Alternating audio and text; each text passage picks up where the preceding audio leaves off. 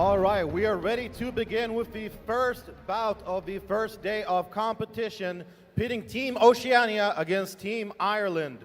First out of the cage, representing Team Oceania, Alicia, Bert.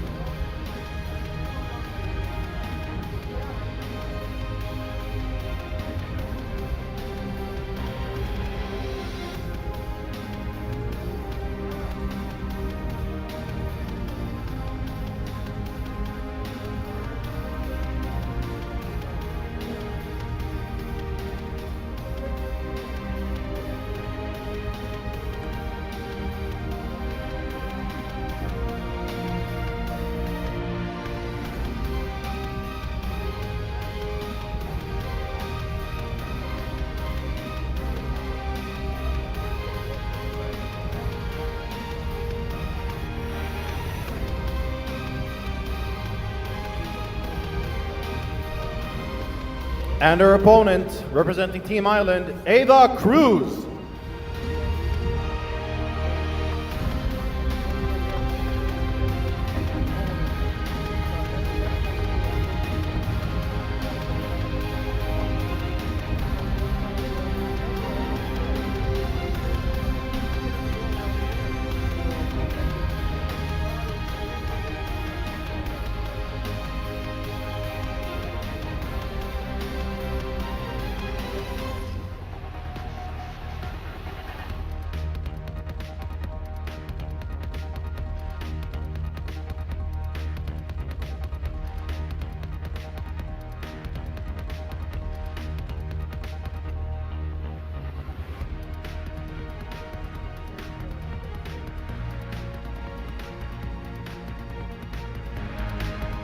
All right, ladies and gentlemen, we are ready to begin with the first bout of competition. 3 rounds contested at 56.7 kilograms. Introducing first, fighting out of a blue corner, representing Team Oceania, Alicia, Bert. And introducing her opponent, fighting out of a red corner, representing Team Ireland, Ava Cruz. And the referee in charge of the action is Manap Kabdiev. Hello, welcome to the MMA Super Cup 2022. I'm Dean Midhat, joined by Phil Campbell and Kerrick Jenez, Brave commentators here. And we're looking at the Brave CF and part of Brave International Combat Week. The MMA Super Cup presents some of the strongest national amateur teams in the world. And we're getting underway here. Alicia Bert, in the blue corner. Right down the middle from Ava Cruz to start off. Alicia Bert in the blue corner, Ava Cruz in the red. That rear hand left seems to be the go-to shot for Ava Cruz. That straight left is definitely her money shot, like another Irish fighter we could name.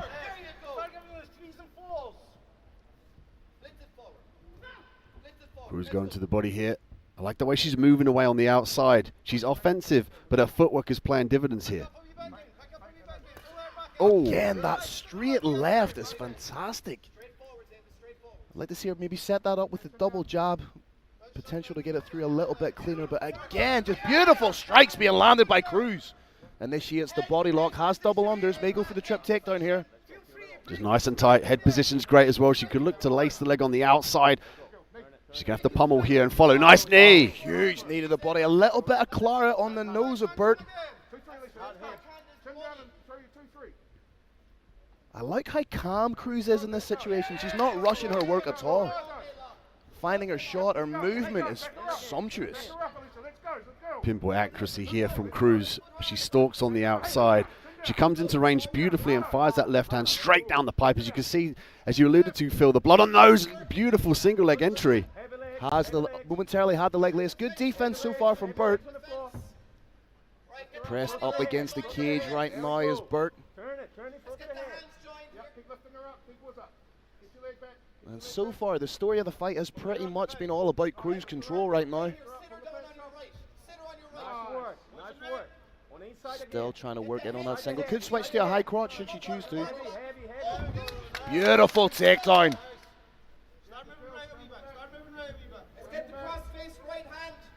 Just switches to side control beautifully. Momentarily into mount, lacing those legs up. Has the back. One hook in. May switch to the body triangle here. Body triangle from the top position. It's the tap. It's over. Just like that. Cruise control. Dominant performance from Eva Cruz. Team Ireland 1-0.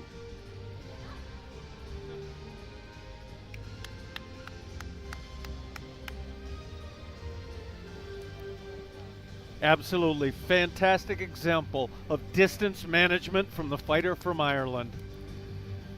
Eva Cruz now will move forward in the MMA Super Cup. We have 9 athletes. Each team matchup will consist of 9 bouts between the fighters of each male and female weight divisions. We have Oceania, Mexico, Kazakhstan and Bahrain today in the quarterfinals. The teams will be facing off to determine the greatest nations in MMA and for the opportunity to win cash prizes of $100,000, $75,000 and $50,000 for first to third place respectively.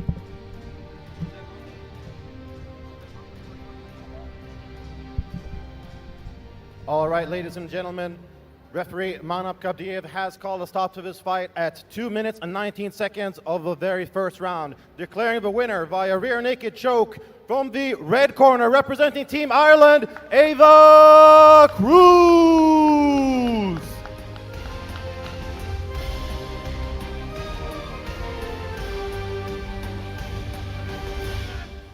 And as this is a tournament format, every fight counts, and we have a fighter who has already advanced representing Team Ireland. We welcome the advancing athlete, Carrie-Ann Vernon.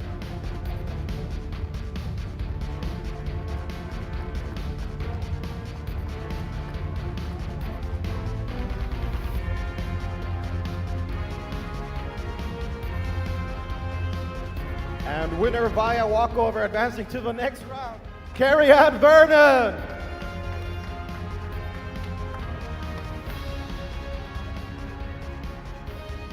And with that said, we will continue with the next bout, contested at 61.2 kilograms. Welcoming first to the cage, representing Team Oceania, Kooper Smith.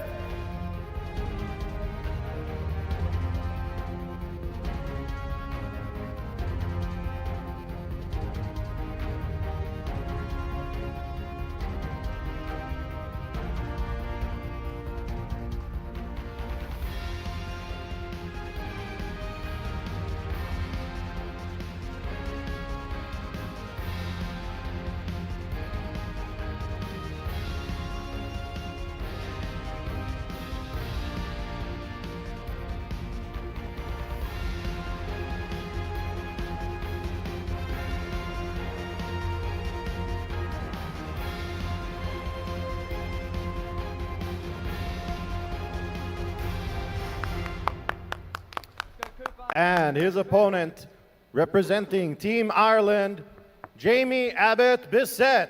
That's Jordan Bradshaw.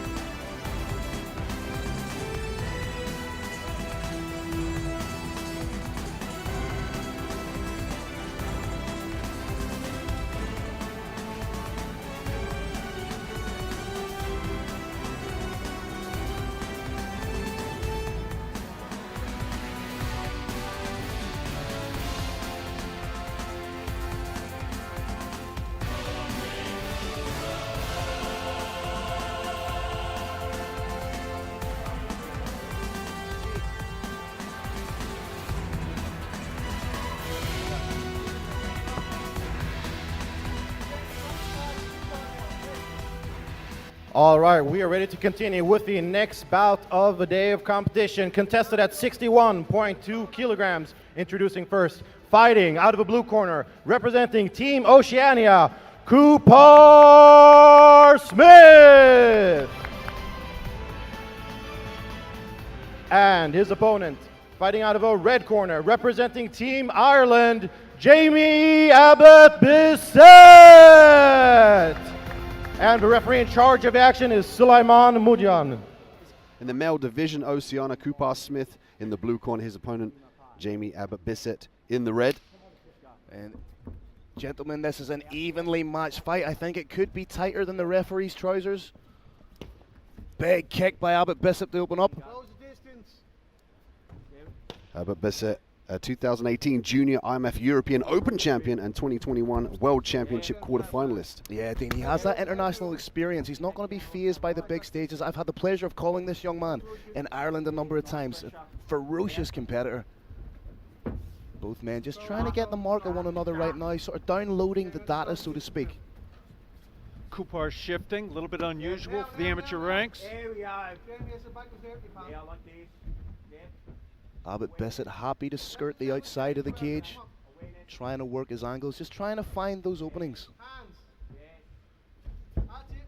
Nice entry into the takedown.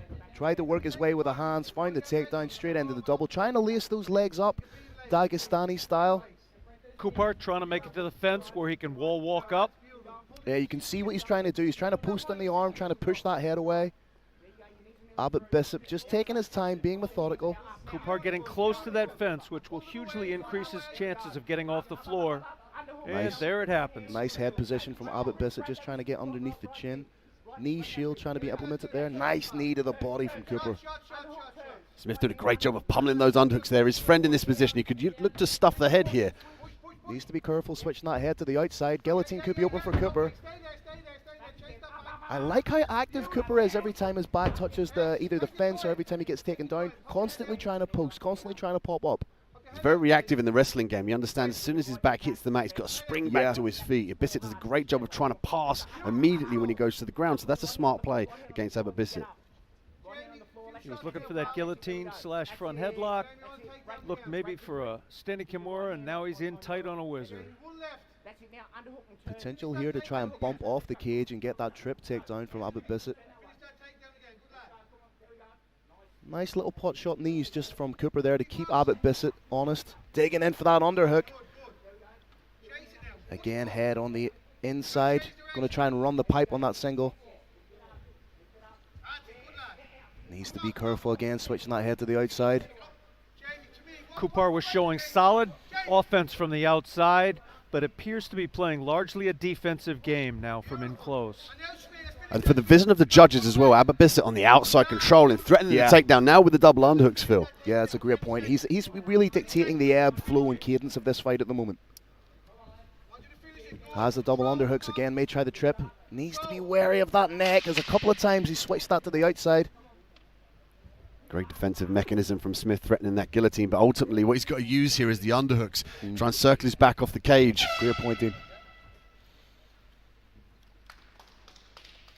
Round one ends.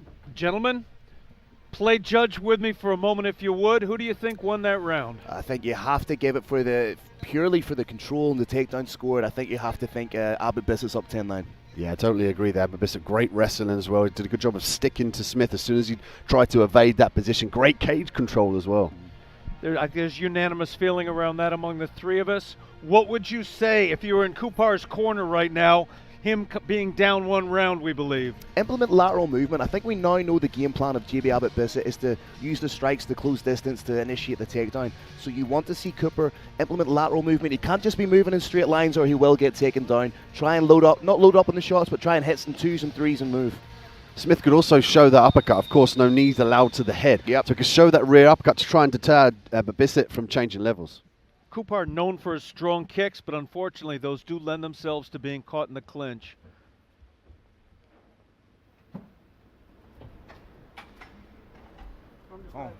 We get set for round 2 here. Oceania and Ireland. Smith in the blue corner, Abbott-Bissett in the red. I know I said it at the start of the fight, but that referee's trousers look painted on, lads. Big kick by Abbott-Bissett. Throwing a little. Beautiful. There's that leg power we discussed earlier. And there's the takedown off the kick we discussed earlier. It's problematic for Smith to throw that kick, given that Abbott-Bissett wants to snatch that up for a single. Now he's going to work his way to the mount, but he's got to drag Smith away from that cage. Kooper's done a great job of proving thus far that gravity doesn't really matter in mixed martial arts. He gets taken down, bounces right back up. Now his job is to try and get off of that fence. Oh, attempted the lateral drop, but finds himself on the bottom now. Has that one butterfly. Beautiful job from Jamie transitioning to guard as he was losing the takedown battle. Potential for a sweep here. I think, can't quite see from our broadcast position, but has both butterflies in, I believe. Yeah, he's got the underhook with the left as well. Might look to sweep to the side. He could use this opportunity to get to his feet as well. Nice work from Abbott-Bissett, but good control, good awareness from Kooper to stay on top. Abbott-Bissett trying to work that left underhook. That's going to be the key here for him to escape this position. Nice little pot shots being sneaked through by Kooper. Smith slowing down the pace now, taking the wrestling away from Abbott-Bissett. A smart play, considering Abbott-Bissett was fighting so hard for that top position. Now you've got to question the cardio. Abbott-Bissett was working really hard in that first round, and indeed the beginning of the second round. Has he got what it takes now to get off of his back?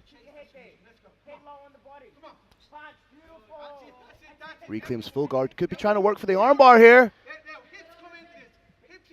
Kooper staying calm, staying compressed.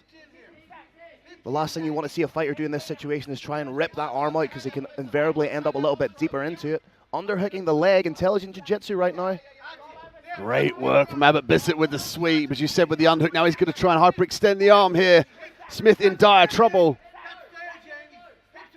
Jamie, look at the extension there from the hips. Slowly working for it. Good job from Kooper to get out of there. Just bide his time, didn't do anything rash. That's a legal up kick, entirely legal. Entirely legal. Smith should have got to work there with the ground and pound. He shouldn't have worried too much about that up kick. Should look to pass the guard into a better position. However, he does have, leg lock attempt here. Beautiful jiu-jitsu. Trying to go for the toe hold. Oh, no, that one is illegal. Kick. Yeah, yeah.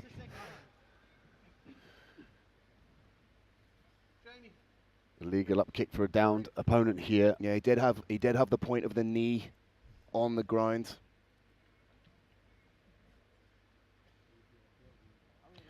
Be interesting to see what position the referee starts them from. It's usually the offender loses their position, but in this instance he was on his back. So will he start this standing? And you could argue that would potentially be more advantageous, yeah. Yeah, that's the thing. I mean, and then you've got to remember Smith got that top position in the scramble on the floor from the sweep, and he kind of capitalized when Abbott-Bissett went for the sacrifice throw. So the question is now, is he going to get back on the feet or started on the ground? If he can continue, this is the question as well. He is entitled to a full 5 minutes. We've got world-class medical personnel here at the MMA Super Cup 2022. They're checking to make sure the fighter is okay. I think in all likelihood it will be determined that he's in condition to move on with the fight. And it's likely going to be restarted from standing.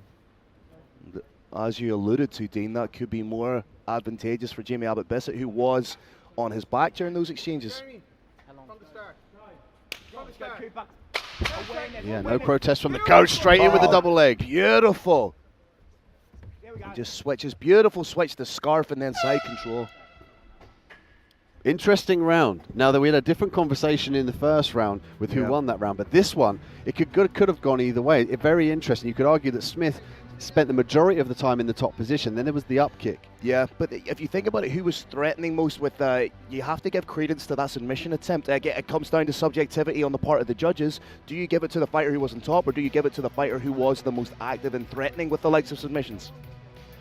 That foul comes into play as well. There's a degree of discretion on judges' part as to whether they can weight a foul or not. And it's really up to the individual judges now at this point. I think their attitude towards that foul is probably going to determine who won this round. However, it is possible that we are now at 1-1, and the winner of this bout is the winner of this next round.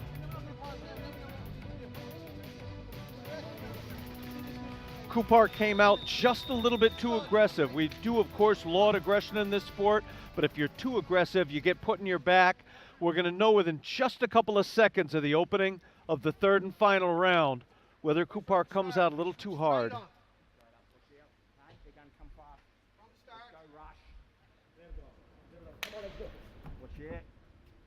Smith's got to be careful. He's got to target. He's got to use footwork, sprawl and brawl tactics. If he's going to commit to power, he needs to make sure he moves off that center line. He's got to try and retract the kicks as well, because we've seen Abbott-Bissett snatch those legs up as he drives back towards the cage here. Big takedown from Abbott-Bissett.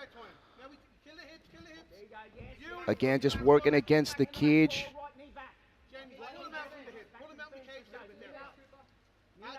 Abbott-Bissett trying to post up on the arm and get back up.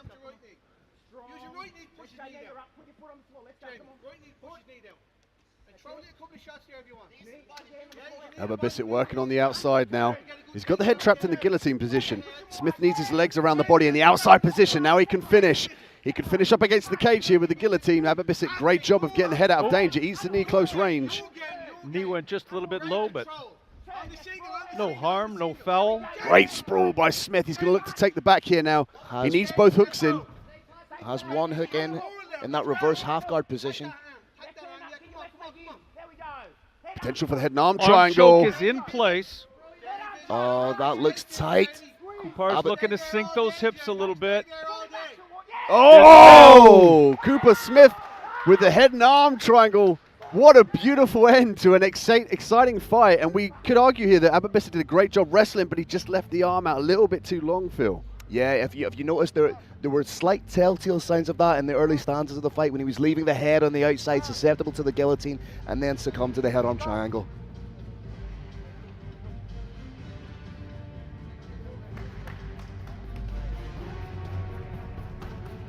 Great show of camaraderie, sportsmanship in the MMA Super Cup 2022 cage.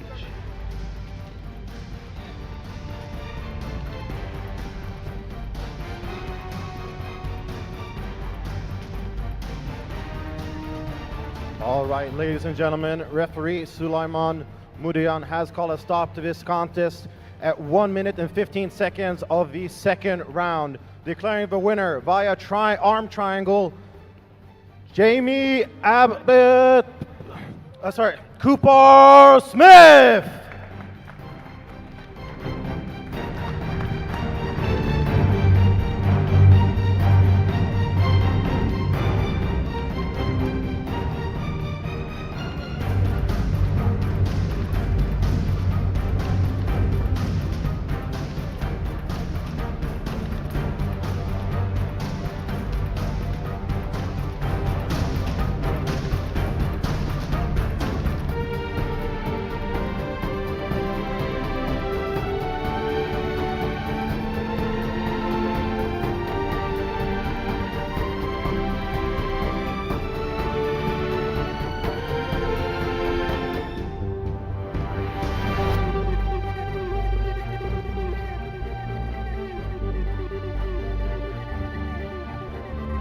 All right, we're ready to continue with the next bout, contested at 65.8 kilograms. Introducing first, representing Team Oceania, Prashan Guda.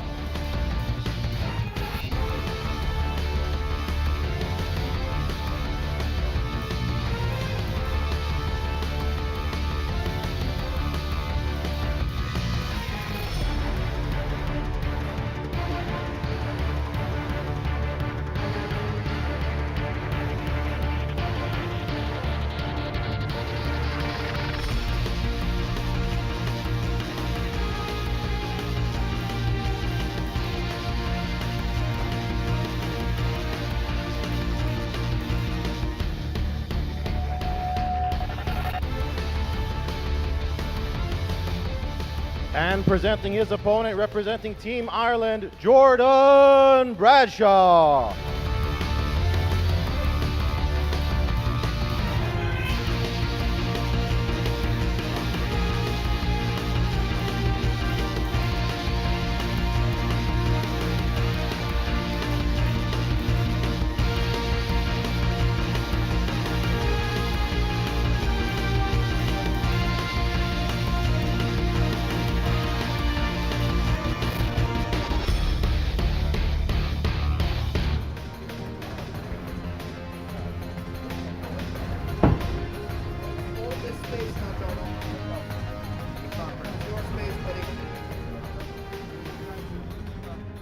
All right, ladies and gentlemen, we will continue here with our next bout, contested at 65.8 kilograms. Introducing first, fighting out of the blue corner, representing Team Oceania, Prashan Guda. And his opponent, fighting out of a red corner, representing Team Ireland, Jordan Bradshaw. And your referee in charge of his contest is Antonio Garcia. 65.8 kilograms in the male division. Oceania versus Ireland. Prashan Guda in the blue corner, his opponent Jordan Bradshaw in the red. Guda from Oceania and Bradshaw from Ireland. Bradshaw looking to gauge the distance with that kick to charge that left side power punch and power kick. Again, coming out of that southpaw stance, that usually southpaws are a little bit of a rarity in combat sports. It takes your opponent a little bit of time just to get settled into the rhythm of a southpaw. Guda's got to be careful to circle to the outside of the lead leg of his opponent. Exactly, he doesn't want to circle right into that power hand. Doing a good job by mixing it up with the frequency. Lead hook to straight to the kick. Nice diversity of strikes. And Bradshaw, a 2018 European Open bronze medalist, returns to IMF competition for the first time since, also triumphed at last month's Irish Nationals. Circle out now, let's keep the center of the octagon, right? Seems to have found the range a little bit quicker than Guda here. You found your range already, buddy. Just keep it crisp. Nice head. Well done. Beautiful. Working the head movement, working behind that jab. I like the way Guda's pouring out with that lead hand. Oh, nice double leg, beautiful level change, timed perfectly from Guda. Okay, we're working here now. And let's see just how it needs to be wary of the triangle right from the get-go. On the hips here, Bradshaw trying to frame and get up. Needs to be wary, giving up that back. One hook in. Guda with one hook in now, looking to secure the knee bar potentially. Stand up, shake. Get higher than him, Jordan. There we go. Shades of Magomed Sharapov there for a second. Good work. Great work from Bradshaw though, weathered the storm, made sure that he didn't allow both the hooks back to his feet now. Has to be wary of over-committing to that left hand. Leaves himself prone when he plants the feet. Nice work, Jordan. Again, working the kicks well. Right hook is there for you. Oh, there's the single leg. Playing a game of catch-up is Bradshaw, understanding that he gave away the double leg to Guda. And it's smart play, whilst you're in a fight, high fighter IQ, to understand what to do to bring yourself back up in the judges' scorecards. Here, Jordan, just win the head battle. Head control, beautiful work. Guda has that knee shield in, trying to create a little bit of distance, separate. You got 45 to work here, Jordan. Again, that's two. Needs to be wary of that arm bar. Guda straight away. There we go. Put it down, Prash. Put it down, Guda changes the position. He's in on Bradshaw now against the cage. Guda outside, head pressure from Guda.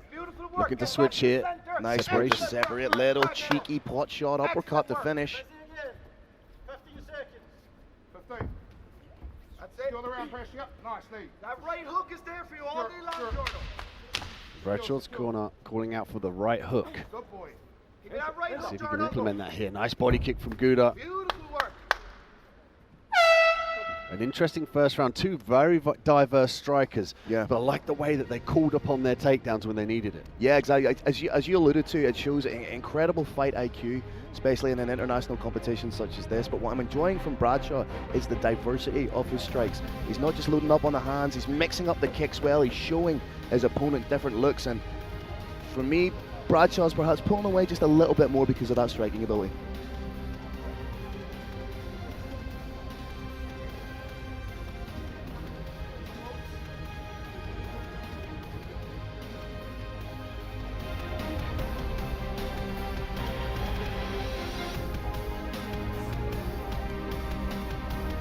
Bradshaw pacing back and forward, ready to go like a caged animal. And in your experience as well, would you do that? Would you kind of attribute that to elevated nerves, highness of the game, in the zone of optimal function? Is he ready to go? What is he telling everyone by doing that? It's a little bit of gamesmanship, just to let your opponent know that the first round didn't phase you, that you're ready to go. Again, as you say, a huge international competition such as this, the first of its kind. Little bit of nerves maybe creeping in, just trying to dissipate them a little. Jordan, center the cage, yeah? Center the cage. Let's go, Prashan.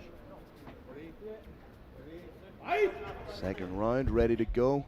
No touch of the gloves, almost disdainful look. Another head kick from Bradshaw. Bradshaw putting a little bit more power in these kicks and punches now. In the first round, it kind of was like a feeling out process. Yeah. He played a game of catch up with the takedown, but now he's putting a little bit more vicious intent on these punches and kicks. Jordan, let's cover that center ground now, okay? He's looking for takedowns here, so let's cover that center ground. There we go. Up on that. Up on that. Nice defense from Guda. Strike on the break here now. Strike on the break. Finds himself against the cage. Bradshaw relentless in on that takedown, digging in for the underhooks. Join your hands, Jordan. Pull him off the fence. And Guda here's got to work the underhooks. He can use the guillotine to threaten a submission, but ultimately what he wants is those underhooks to enable him to get the outside position. Uses Nice the counter. wizard trip. Keep the wizard strong here now. Behind. There we go. Great work from Bradshaw, even though Guda has that right underhook. He's looking for that counter. He'll look to kick that left leg in between the leg of Guda and use the whizzer in a circular motion for the takedown. It's going to be difficult with his back against the cage, however. Right here now when you get a chance. And drag. Let's go. Yeah. Go left, right. Switch Level, level, level. Switch the direction. Got a check. Left, right, left, right. Again, may try and clamp down on that whizzer and sneak out the side.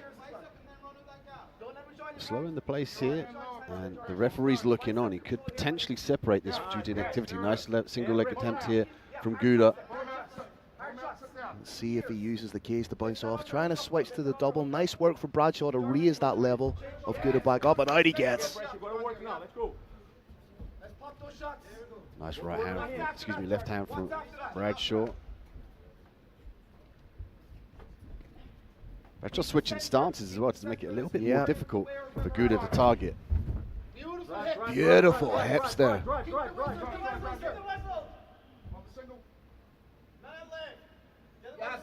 Guda here looking to drop down, take the leg.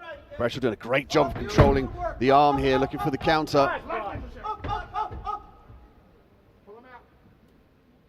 Bradshaw trying to use the cage to pop back up. Got 30 seconds in the round. Stay dominant. Yeah, stay facing him here as he get up. Nice. Guda has a hold of that neck. Center the cage here, Jordan. 30 seconds left. Bradshaw takes the center cage here, looking to switch stances. I like that little uppercut he throws close range as well. Let's get some shots off here. 30 seconds, Jordan. 20 seconds. What Bradshaw's doing really well is he's constantly throwing something to mess with the rhythm of Guda. Anytime he tries to get in, there's a little kick there. It's almost stunting that forward momentum. Guda drops down now to just to secure some last-minute points at the end of the round, last 10 seconds. Can he fight it? He's got to clear the underhooks. Nice whizzer from Bradshaw. Again, very tightly contested round, gentlemen. An interesting fight and a bit of a slower pace now in this round. A little bit more methodical, yeah. Yeah, a bit more conservative, but I like the way that they're fighting up and down in the box. They're thinking about upstairs and downstairs with the strikes and also the takedown game, using the cage to their advantage also. Yeah, 100%. So it's potentially all to play for going into the third and final round. Again, this is what makes mixed martial arts so exciting. It could go down to this last round. Yeah. And it's all about focus, cardio as well. Looking in the corners here, you can still see Bradshaw pacing back and forward. He's taking some breaths, but Guda looks a little bit more tired to me in that corner. Yeah. Still impressive conditioning shown by both athletes. Neither of them has chosen to sit down on a stool. Both of them still pacing, gathering themselves for the final coming storm.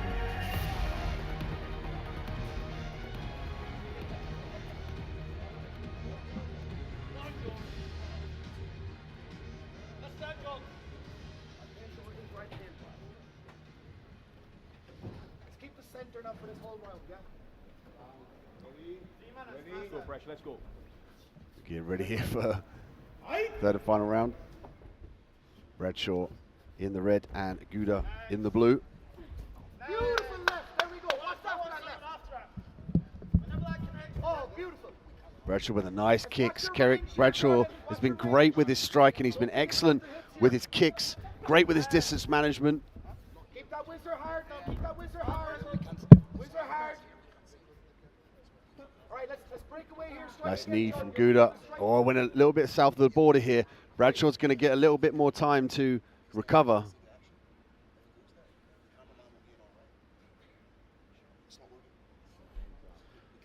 Gentlemen, sometimes there's a question as to whether the blow did go low, but when you hear a noise like that, you know exactly what happened.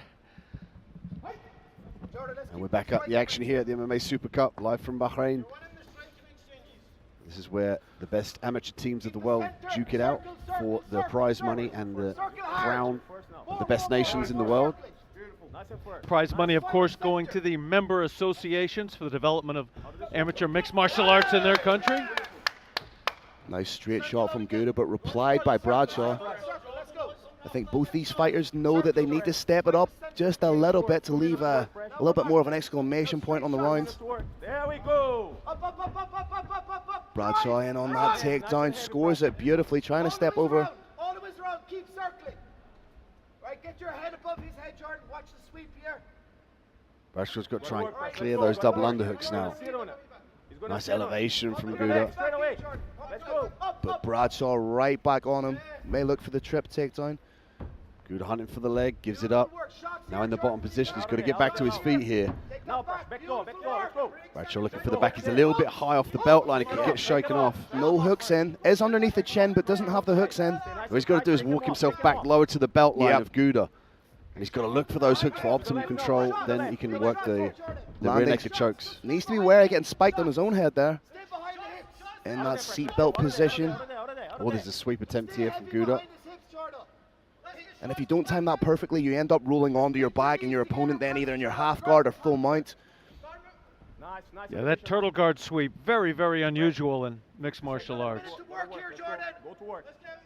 Both butterflies in from Guda. May try and elevate here.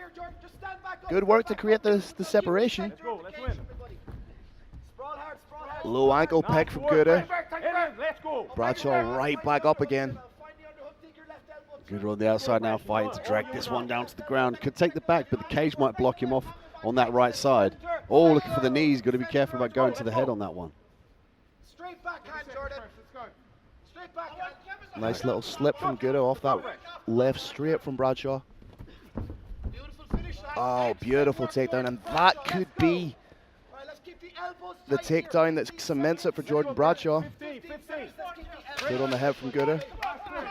Last 10 seconds of the round now. Bradshaw's got to make an impression. He's got to posture up, use the ground and pound, go to the body, go to the head. There's the posture. There's the ground and pound as he tries to win the round.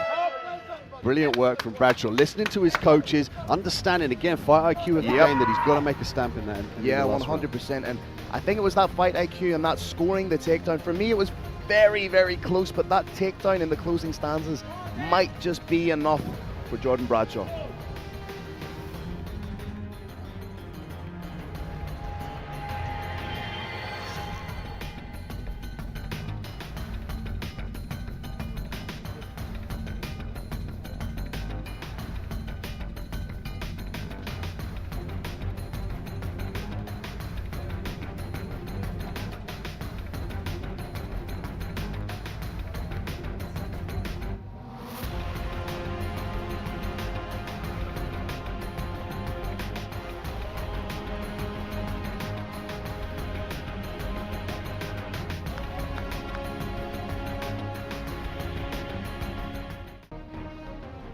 All right, ladies and gentlemen, after 3 rounds of action, we go to the judges' scorecards for a decision. They score about 30-27, 30-27, and 29-28, declaring your winner by unanimous decision, fighting out of Team Ireland, Jordan Bradshaw!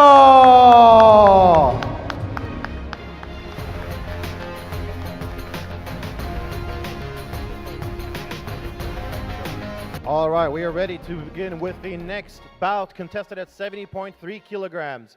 Introducing first, representing Team Oceania, Cassim Murdoch McKay.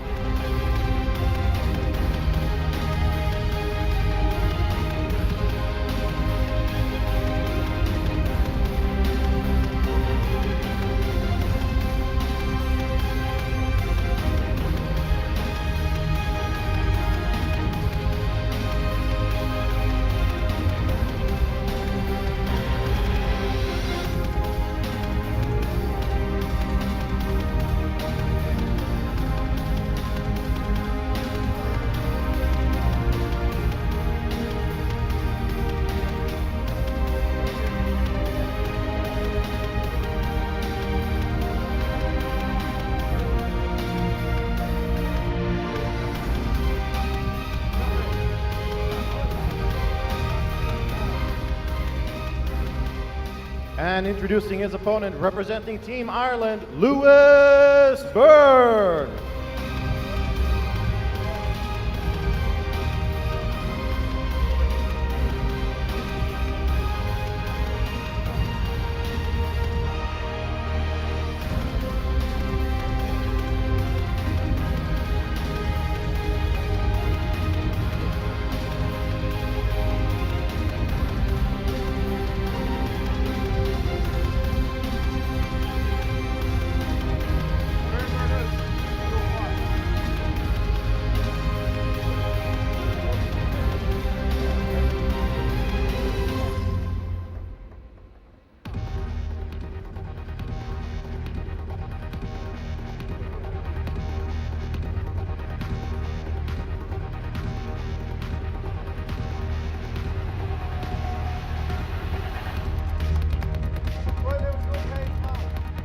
All right, ladies and gentlemen, we are ready to continue with our next bout, contested at 70.3 kilograms. Introducing first, fighting out of a blue corner, representing Team Oceania, Cassim Murdoch McKay.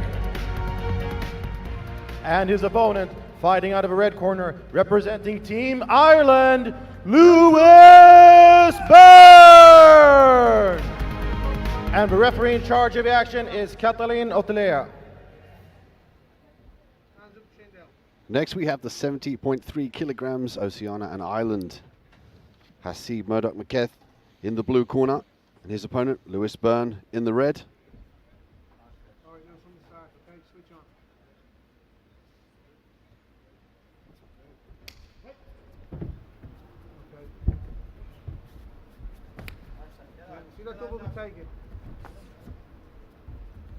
Cassim now looking for the overhand left.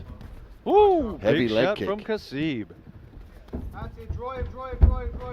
Intelligent work from Byrne, realizes that his opponent comes from that striking Muay Thai background. What do you do in a situation like that? In on the takedown, but now the striker in on the takedown. Big double leg. Straight into side control, got beautiful flair, but needs to be wary of the reverse triangle. Oh,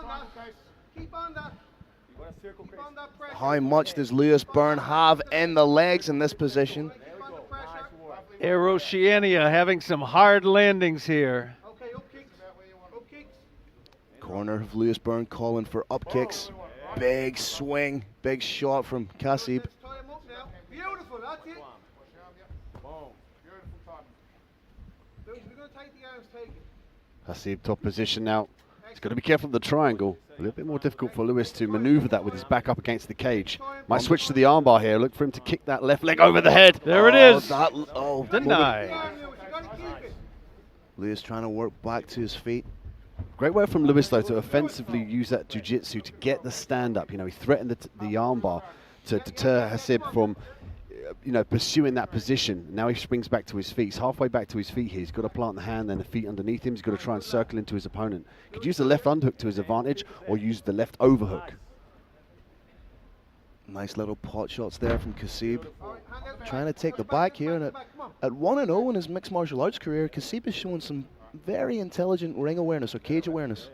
Cassim, amateur Muay Thai veteran, early stages of his MMA journey at 1-0. But he's doing a great job here of the outside position. Nice head position as well. Byrne needs to be wary of getting the back taken here. Make it count now. Intelligent knees from Cassim.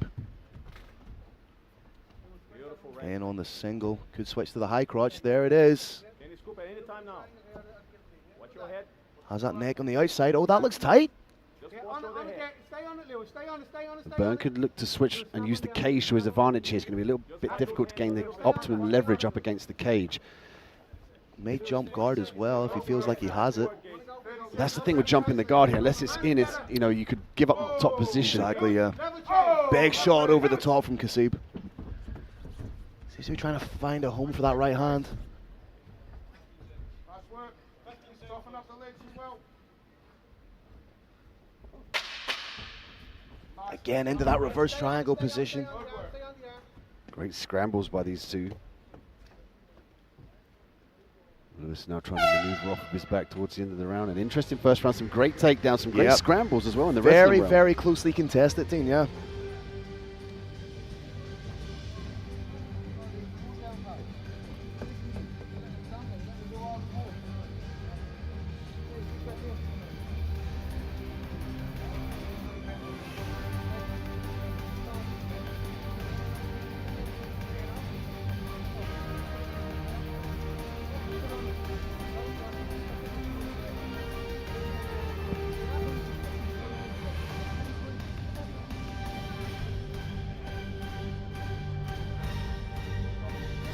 Phil, we've got a couple of seconds left. Can you walk the fans through the difference between the amateur rules here in the IMAF MMA Super Cup 2022 and the pro rules? Well, the main difference being the length of the rounds. You're talking 3-3-minute rounds. There are no knees to the head, no elbows. The gloves are slightly bigger at 8 ounces compared to the professional 4-ounce gloves, and we do see shin guards and rash guards here. Also, the no use of heel hooks. No damage to the knees of the young athletes as they progress through their amateur mixed martial arts journey. Let's go, straight away. Abbott-Bissett trying to... Lewis Byrne trying to find that head kick. Actually, step in, you gotta step in. Both guys loading up a little bit more on their strikes. Nice uppercut from Byrne. Step in with that. Murdoch on the outside. Like the way he changes level straight to the double leg. Beautiful job. He's going to drag Byrne away from the cage here. Byrne looking for the switch, Phil. Yep, you can see trying to dig in for that underhook. Now needs to push that head down. Could be on for the triangle. Has that wrist control. Keep the arm, Lewis. The arm, you had the arm. Keep control of that wrist. Watch this hand to hip. Control of the wrist. Cassim pressuring against the cage. I don't think Byrne has full extension because he's impeded by the cage. Could switch to the arm bar. Keep tight on the arm. The point of the elbow looks safe. Lewis, back to guard. Kassim switches. Oh, could slip through. He's almost in the 3/4 mount position here. One hook in. Byrne's got to be careful about getting back to the feet and allowing Kassim to get that right hook in. Doing everything he can to turn in towards good head control with the grip. Nice work. Keep on that neck. Keep on the neck. Keep it on. Byrne could use the knees here for the separation. Beautiful drive. On it again. Just dragging Kassim down. Knee as you called for, Dean. It's beautiful work, close range. Now he's got to go to the takedown defense. He's got to stuff the head here. Beautiful single leg from Kassim. Every time he initiates the takedown, he leaves himself vulnerable. Byrne trying to work for that triangle. Byrne's very active off of his back. You can hear he's looking for the armbar. He looks at the omoplatas, the triangles. He really throws everything up at Kassim to try and prevent the secure of the position. You know, Kassim wants to secure the side control, the mounts, the backs. Byrne's being very active off of his back, and it enables this, the stand up, but now he's got to look for underhooks in this position. He's fighting the wrist really well, the left wrist he's fighting beautifully. Yeah, very, very smart work. Byrne has been active off his back. He has shown effective counterpunching, but that style is harder for judges to follow than the one you're seeing from Kassim. Again in on that single, scores a takedown. But as you said, every time Byrne's back hits the mat, he's working for something, trying to make something happen. This makes it a little bit more difficult for Kassim to secure the position. You can see here, Byrne's already looking to get to his feet. Kassim unable to secure a definitive position. But he got the takedown. You know, he's in the top position right now. And in the eyes of the judges, the man on top is invariably winning the fight. Oh, Kimura attempt. Oh, he's trying to rip that Kimura. Needs to sit down on it. 10 seconds of the round.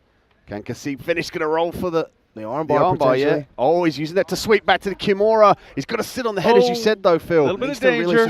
And perhaps that's maybe a little bit of inexperience. So at 1-0, coming from that striking background, it's those little microaggressions and micro movements that really make the difference when it comes to the submission game.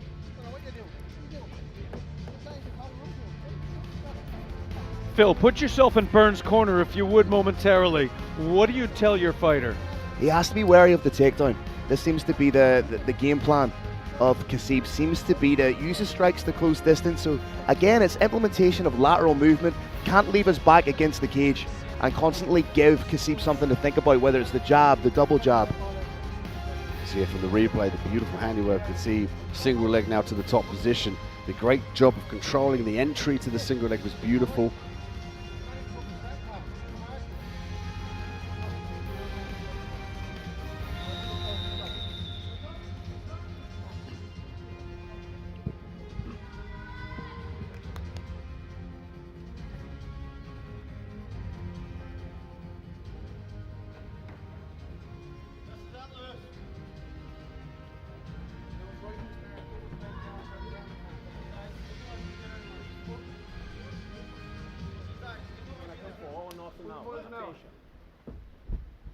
Third and final round of what's been a very interesting, tightly contested bout. They're going to have another 3 minutes to work here. Lots of pressure from Bern. But you got to wonder here, when is the shot? When's that single leg going to come from the blue corner from Cassim? And it could also make, if you're overly anticipating the takedown, it can make you a little bit gun shy with your strikes. Big overhand landed by Bern. Oh, and again, he's finding that mark, looking for the power, but he might give away the entry. There's the single leg from Cassim. He's going to fight now to drag this one down to the ground. Oh, open hand slap from Bern. I like that. Oh, big takedown from Cassim. Now in the top position, full guard for Bern. Very smart positional control by Cassim. And every time he takes Bern down, he's pressuring him against the cage so that he can't get that full extension on the likes of an armbar or get the hips free for the triangle.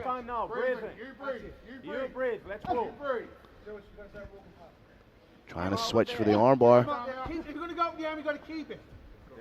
Point of the elbow safe, uses it to pass.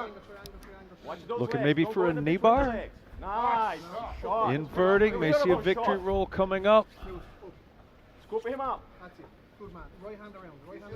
Cassim's just going to try and reap that leg out.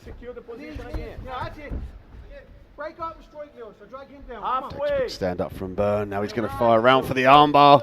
Constantly threatening with the armbar, isn't he? But he might give up the bottom position again. And you've got to look at it if it goes the distance. What are the judges seeing here? They're seeing Cassim in the top position.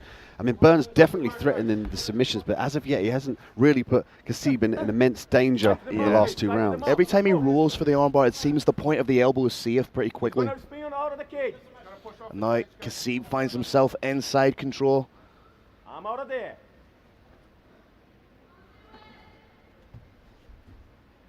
Beautiful work. Heavy work here from Cassim as he punches through with the right hand. They're finding the mark, they're scoring points. Now looking to secure side control. Breathe. Big knee to the body from Cassim, and again follows up. Burns prompted that to get back to his feet. Doesn't like those knees to the body. Trying to sit through. May try and roll. He has that elbow gripped. But right now, with less than 30 seconds left in the fight, you have to think that the man on top is winning. 20 seconds, guys. Watch your arm. Good. And again. Nice body head work from Cassim. Good work from the bottom. Come on, work again.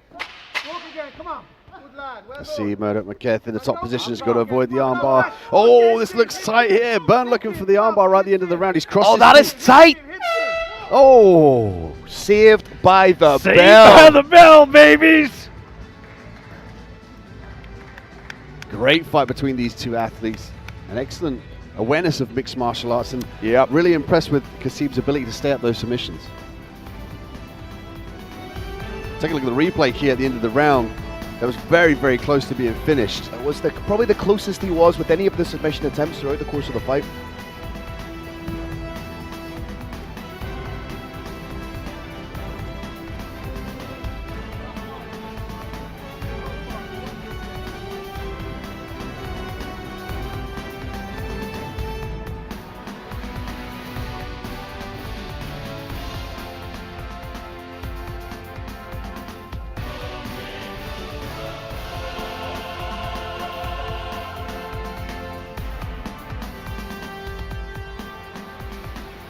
All right, ladies and gentlemen, after 3 rounds of action, we go to the judges' scorecards for a decision.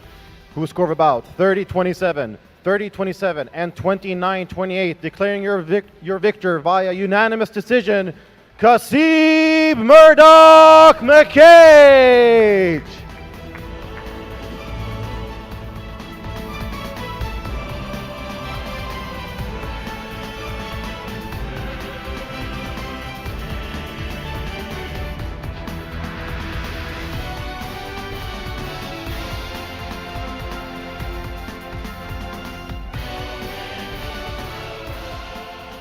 All right, ladies and gentlemen, we will continue now with the next bout, contested at 77.1 kilograms. Introducing first, representing Team Oceania, Mitchell Kelly.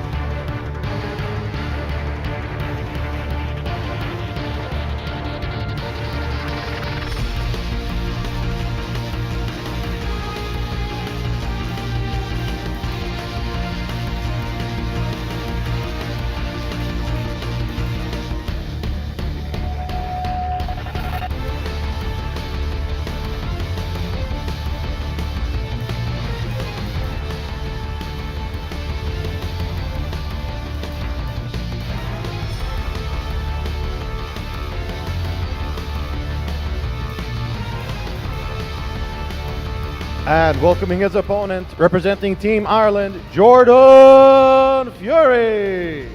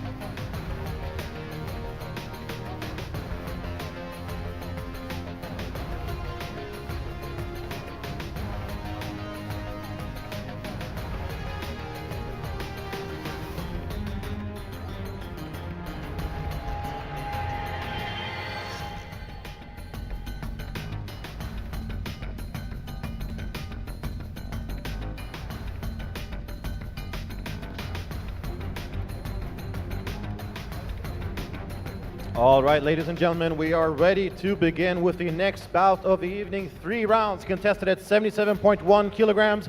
Introducing first, fighting out of the blue corner, representing Team Oceania, Mitchell Kelly.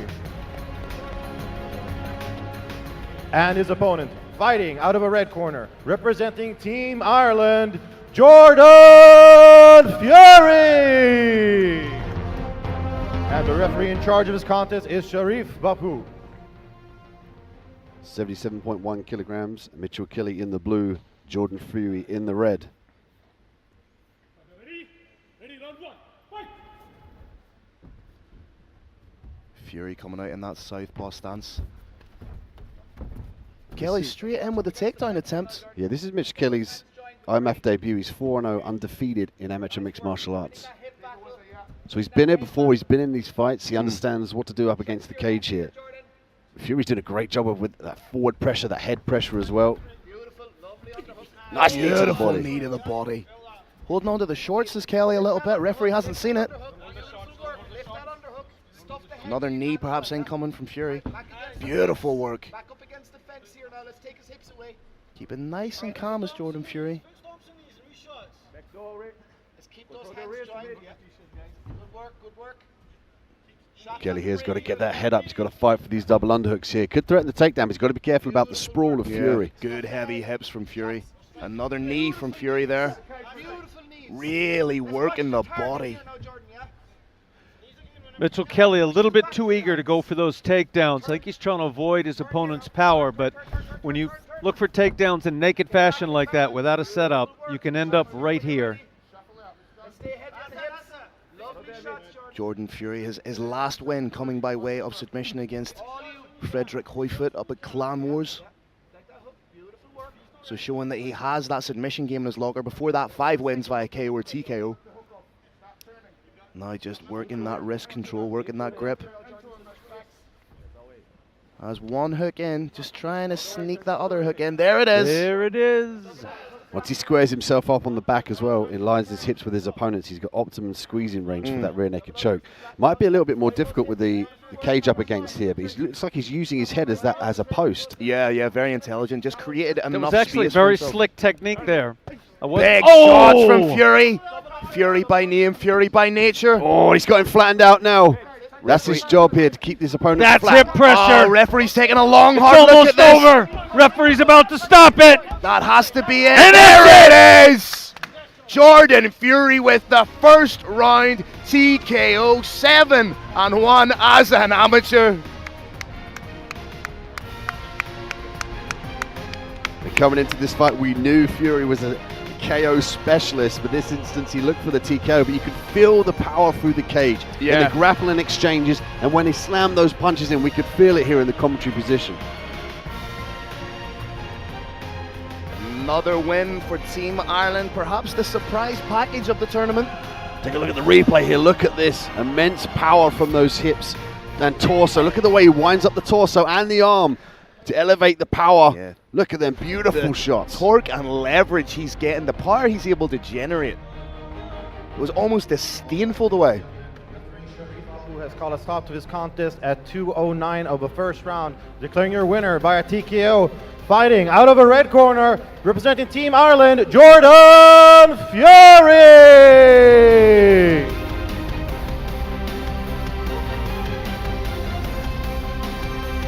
Fight fans watching on broadcast and on streaming, sometimes you can't tell the power of a shot through the television screen, through your screen, but those shots were monsters.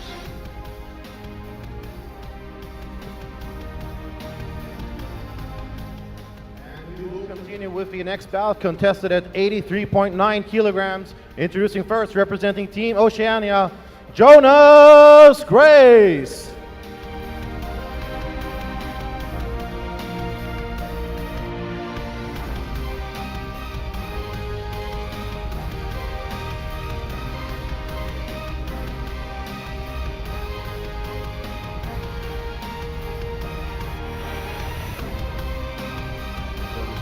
Very active mixed martial artist over in the UK. Excellent submission specialist. He's got a great team behind him as well. They push him hard. He always comes in shape. But if he gets this fight to the ground, that's when you're going to have to watch him. He's very, very slick with the triangles and the guillotines.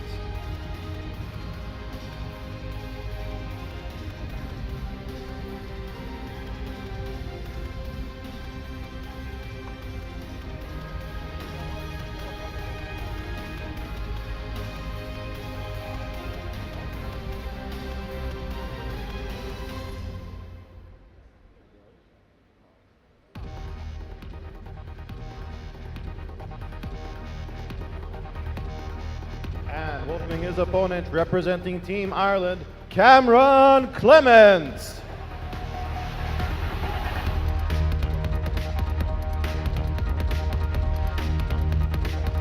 Dean, you made the point just how dangerous Jonas is with his submission skills, but Cameron Clemens is coming off 2 wins at the National Championships, both by a rear naked choke.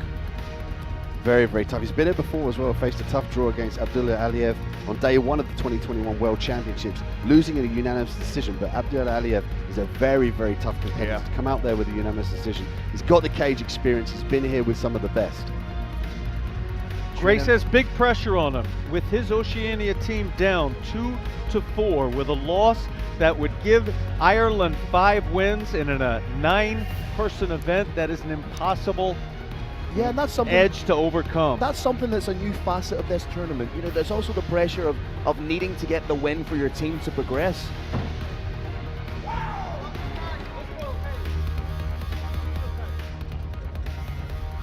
All right, ladies and gentlemen, we are ready to begin with the next bout of day 1 of competition. Introducing first, fighting out of a blue corner, representing Team Oceania, Jonas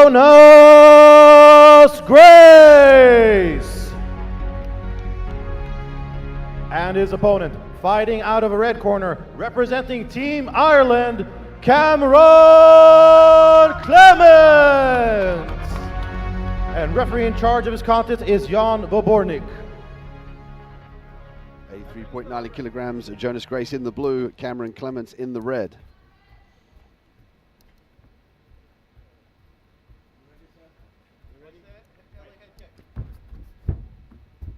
No touch of the gloves from Clemens. Grace is usually a fully focused. He likes the bravado. He likes the camaraderie in there. He likes to play with his opponents. But he's got to be serious here. This is the best of the best. He's got to fight this single leg. Turn it into a high crotch is Clemens. Clemens very, very strong. As you say, just Jonas is the personification of calm in there. He's very stoic. He's very cerebral. And all of a sudden he'll snatch on a submission. And with that long frame, he's got great guillotines, nice darce chokes, excellent triangles off of his back. But right now, he's got to think about pulling those double underhooks. Good head position from Clemens, just underneath the chin. Because invariably, as we know in mixed martial arts, where the head goes, the body follows. Digging in for the underhooks is Clemens.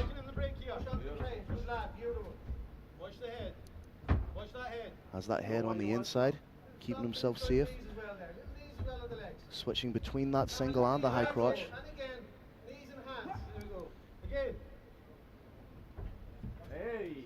There's the guillotine attempt here. Like you said, it's almost sneaky the way he approaches it. He might use it to turn on the outside here. Chipping away. Full control.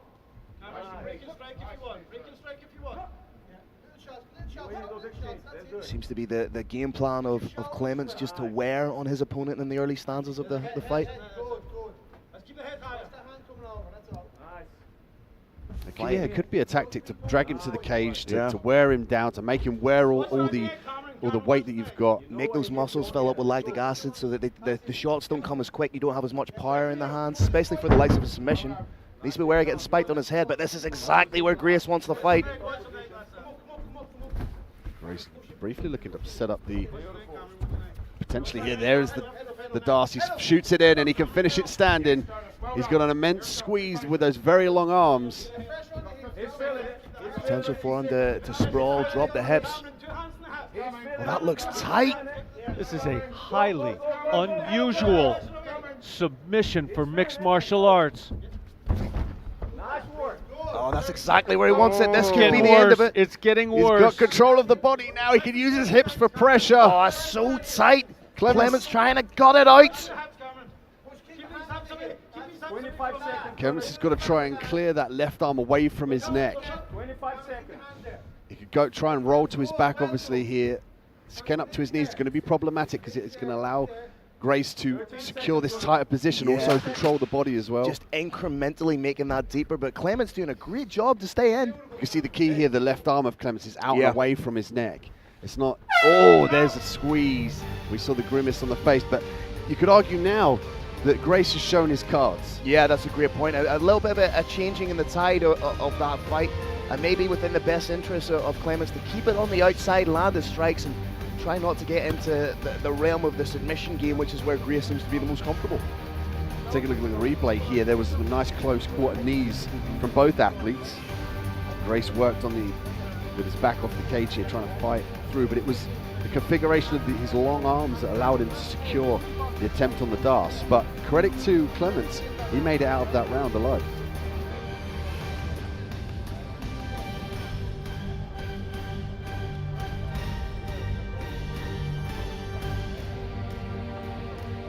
Big thanks to our apparel sponsor, Green Hill, for this replay.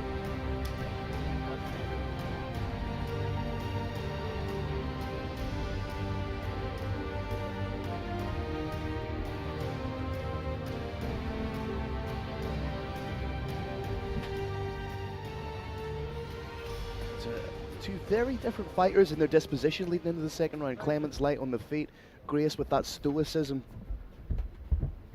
Grace with a much longer reach as well. If Clemens wants to work his way in and touch him with his hands, he's got to use head work, he's got to use fakes and feints and level changes.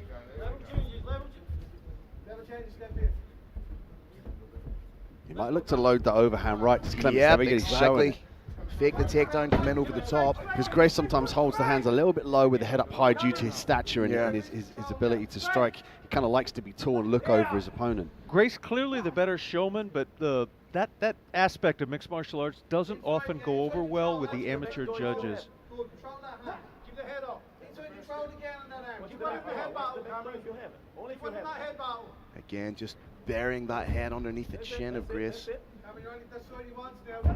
Grace is a very well-versed grappler here. To take the grappler out of his own is to strike him. I'd like to see more strikes from Clemens. Knees, even punches to the head. If he can clear that right arm, he can fire those punches up and then drop down for the takedown. Not a lot of kicking done by either man so far.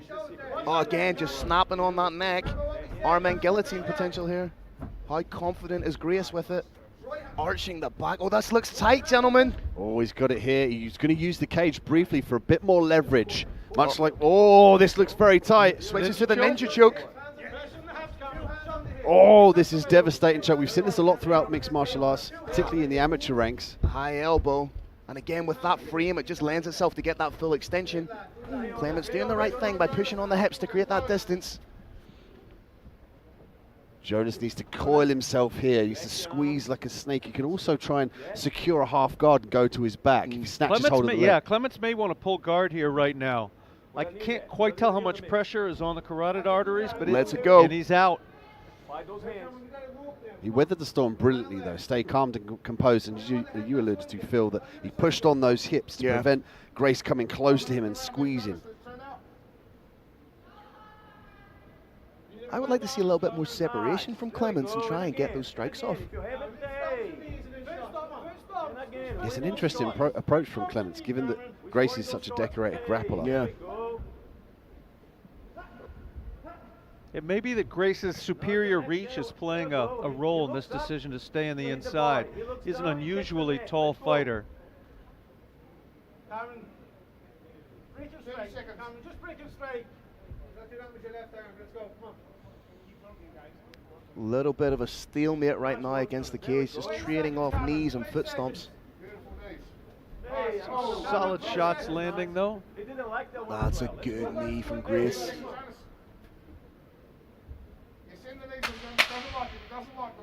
10 seconds left in the round. Clemens might drop down for a single leg. Great stuff from Grace as he sprawls to clear. Largely a battle up against the cage for these two. And to the uninitiated, it may look like not a lot's happening necessarily, but that's, as we know, that's the most taxing part of mixed martial arts. It's akin to what happens when an unstoppable force meets an immovable object. There's also the cheese grater effect. If you press a vulnerable part of your opponent's body, say their ear, up against that fence and then rub it a little bit, it gets the same effect as when you grate cheese. Not a fun place to be. It comes into play as well when they try and get double underhooks and your hands up against the cage. If you scrape the hands, it makes it very difficult to clasp it through, like for single legs and body locks.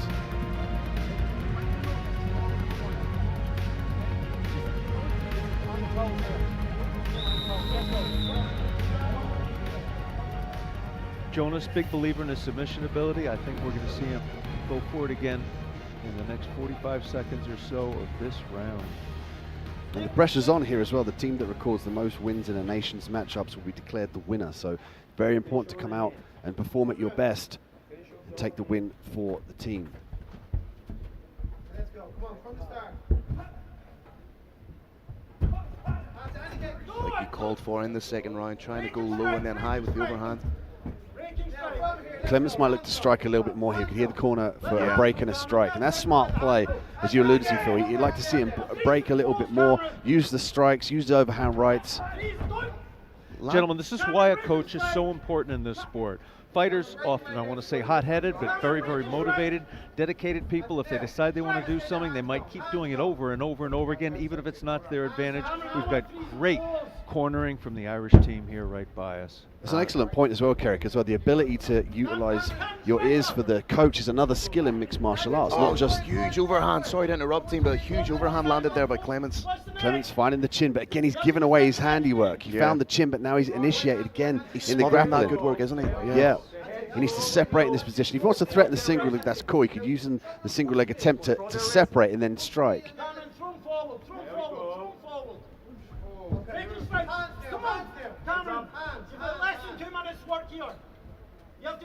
Nice job of a fighter listening to his corner, responding within a second or two. OMA MMA head coach Jerry Poltarek thinks that Cameron needs to finish. Jonas is going to use this configuration here to get to the top position. Needs to be wary of the reverse crucifix.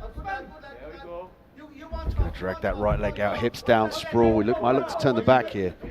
Minute and 20 seconds left to work. Again, in on that Dars. Has the leg flush across the back. This looks tight, gentlemen. And he's squeezing here. Not much of a difference for Clemens. He doesn't seem to be struggling too much. Difficult to see if... Oh, Clemens has gone to his back here. Jonas with the squeeze. Referee just double checking that Clemens is still with us. Making sure He's trying to find the arm. Oh, and he's asleep. He's out! Jonas graced with the Dars choke, chokes out Cameron Clemens here in Bahrain. For those of you unfamiliar with submissions like this, with chokes, this is nothing like a knockout from a punch, which is potentially dangerous. This is part of an Olympic sport, judo. Every single day and all across the planet, thousands of people are choked out. The fighter's going to come to momentarily. Take a look at the replay here. It was very difficult for us to see and for the referee to pull that arm. I was looking for the arm to pull it, see if there was any resistance but it was from the tucked fighter. in. Yeah, it was tucked in. It was hidden very well by Grace, and we spoke about his submission ability. We saw the starter in the earlier rounds of that submission, and Clemens didn't separate. And look at this, look how tight it is, and look at the face of Jonas cerebrally, and he's saying, look, he's out. He's communicating with the referee. That choke fight, fans, is formed by the opponent's own shoulder driving into one carotid artery and the attacker's forearm, the sharp, bony, bladed inside part of the forearm against the other carotid artery. You close those two carotid arteries off in about 5 to 10 seconds. The opponent goes to sleep. I want to reiterate again, not a particularly dangerous hold. The brain is supplied by smaller arteries closer to the inside. Yeah, if you stop the supply from the carotid artery, the blood to the brain by about 10%, it will cause the body to shut down, and it does look worse than it actually is. As you say, Carrick, not as dangerous as a knockout punch, but Cameron Clemens back to his feet, has his cognitive function back. All right, ladies and gentlemen, referee Jan Bobornik has called a stop to this contest at 2 minutes and 10 seconds of round number 3, declaring your winner by a technical submission due to a Dars choke. Fighting out of a blue corner and representing Team Oceania, Jonas Grace!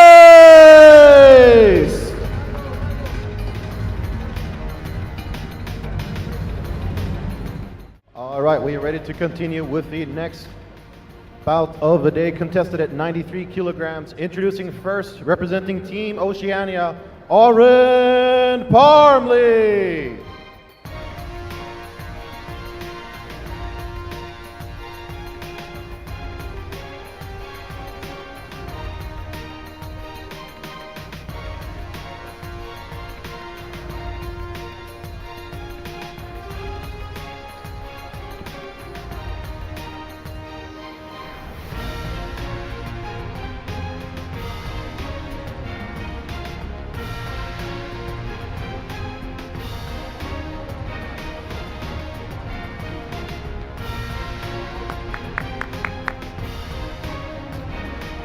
And introducing his opponent, representing Team Ireland, Dennis Perry.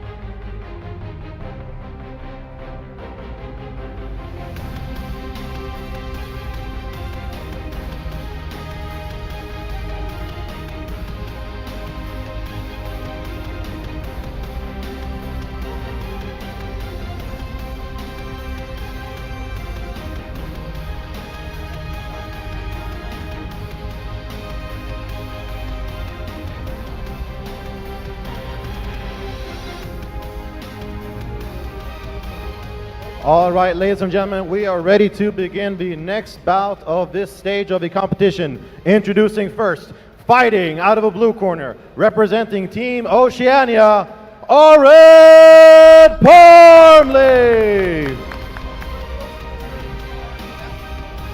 And introducing his opponent, fighting out of a red corner, representing Team Ireland, Dennis Perry. And the referee in charge of his contest is Gustavo Bayramar.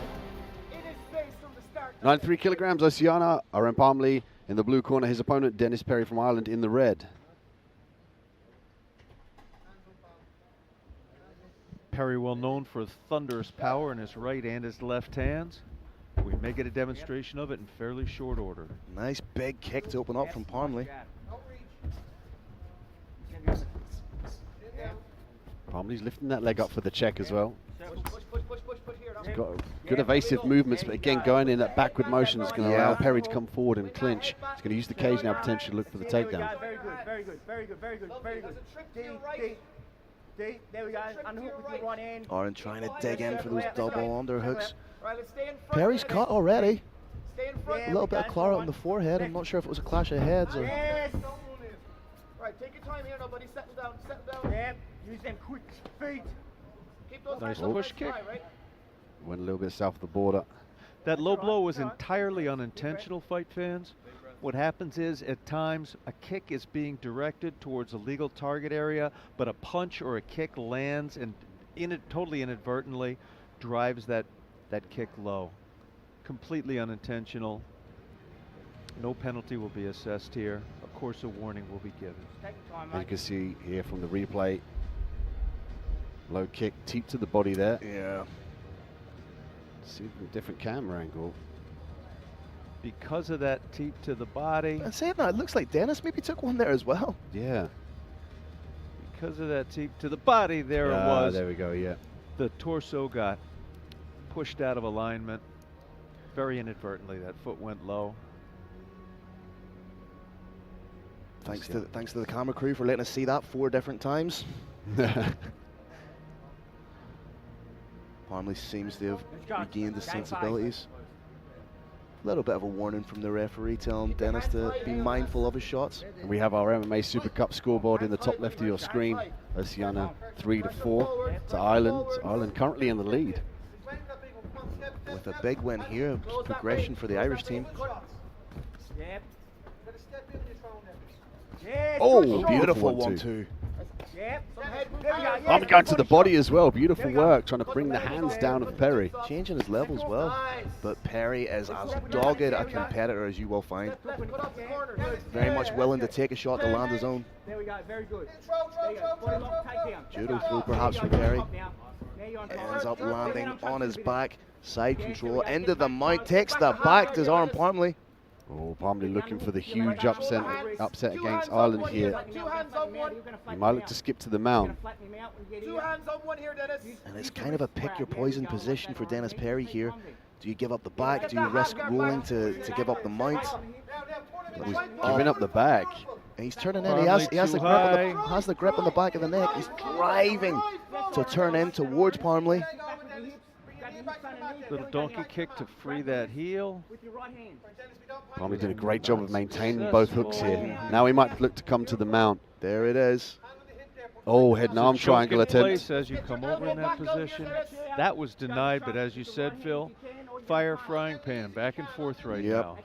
Perry doing a good job to keep everything compact. There we go. Heavy on the knee there. Punch now, please. Tripod here, now shake off the top. That's all right, right in. No hooks in from Parmley in this position. Like to see Perry get to the feet a little bit here. 2-on-1 on the wrist. Thought about the baseball bat swing. Parmley might want to throw a couple of shots here just to keep the judges happy. There it was. Sneaking that shot underneath the armpit. Perry trying to roll. Parmley with great maintenance of the top position. This is the key in these scrambles. When he's looking for the back or when Perry looks to escape, he's got to maintain the top position to stay up on the judges' scorecards.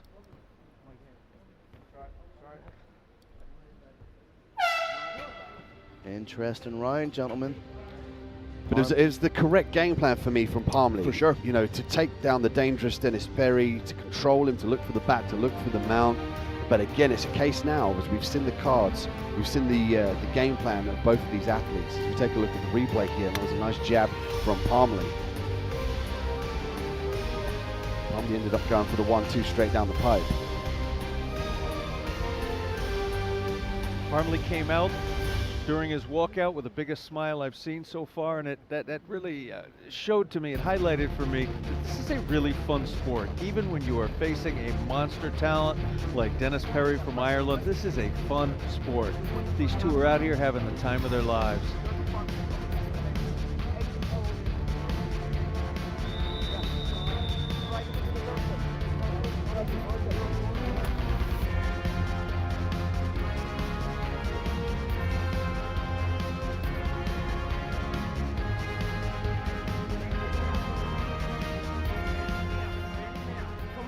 Should Parmley get a win here, that will pull it up to 4-4, with a team advancing in the MMA Super Cup, coming down to the final fight. Nice check from Dennis Perry. Turn. Let's get the underhook here. Right hand underhook. Turn hard. Come on. There we go. There we go. Take the Yes, underhook. yes. I like this, Orin. I like that on the Nice break. feet. Follow. Stay on the fence. Underhook with your right hand, please. Perry with some smart pressure. He's shutting down the takedown game. He's shutting down the grappling of Parmley here. That's smart. Close range up against the cage. He's got to look for the underhooks in this position. He's got to drop his head and his hips lower than his opponents to obtain the takedown. Oh, low blow again.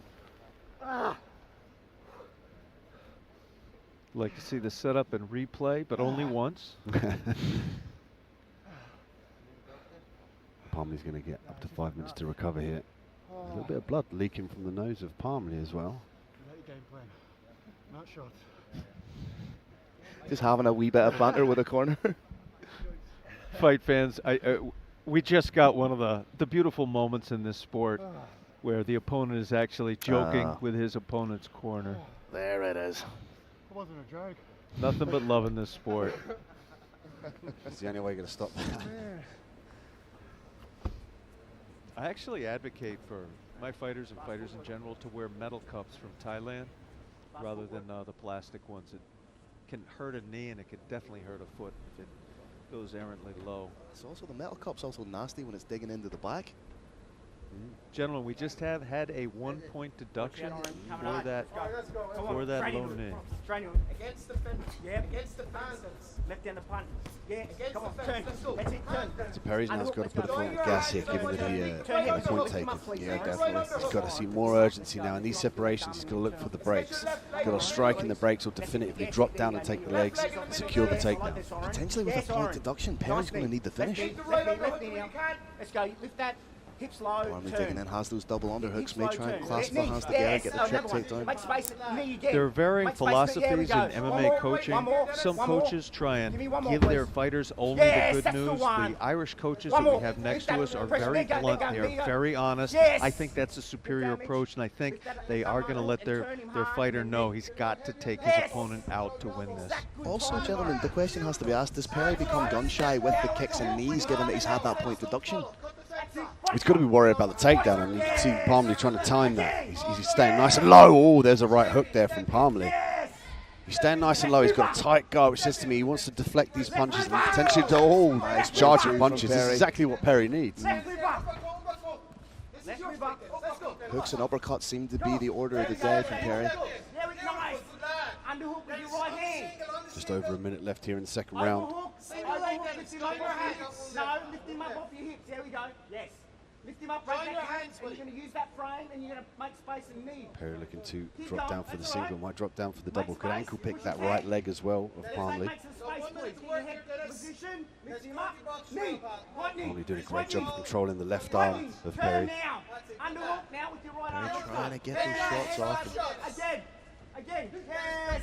Beautiful. Hook. Left hook. Conceivably, with that point deduction, you're looking at a 9-9 round here, gentlemen.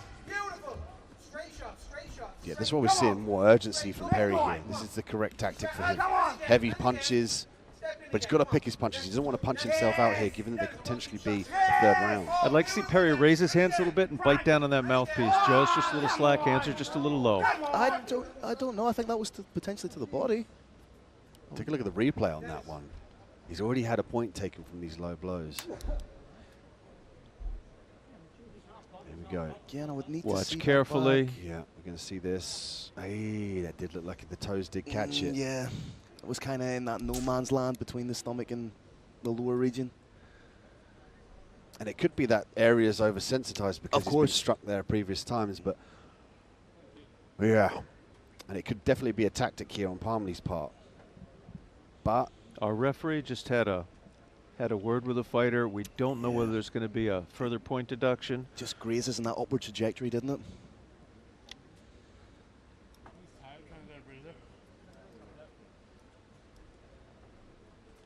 It's not inconceivable that we're going to have a disqualification here. yeah, the referee's going to have to make a decision. He's given Parmley the time to recover. Neutral corner for Perry. Yep.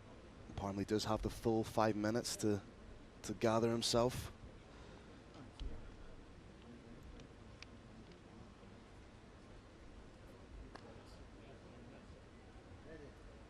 Straight away. Let's go, let's go, let's go. Hands, hands. Back to the action, turning back kick for Parmley.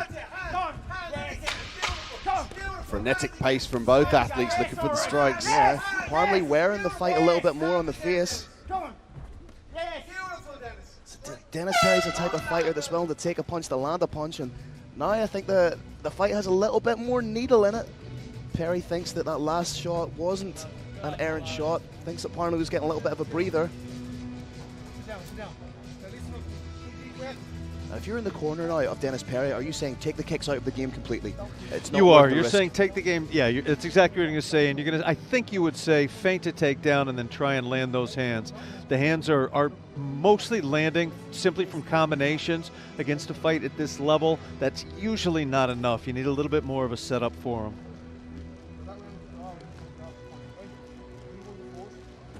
Obviously Parmley here in the clinch did a good job of maintaining the top position. Great spatial awareness. And he's got some dangerous strikes, does Parmley, close range, you know, so Perry does have to be careful about that. He's got to keep the hands up in these exchanges. If we look at the replays here, the hands are quite low. He's throwing from the hips almost. He's got to be careful about those counter shots coming from Parmley. A straight shot will reach quicker than those winging shots. So Parmley Parmley's also got a nice counter left hook. You saw to the body there. He's also landed it multiple times to the head.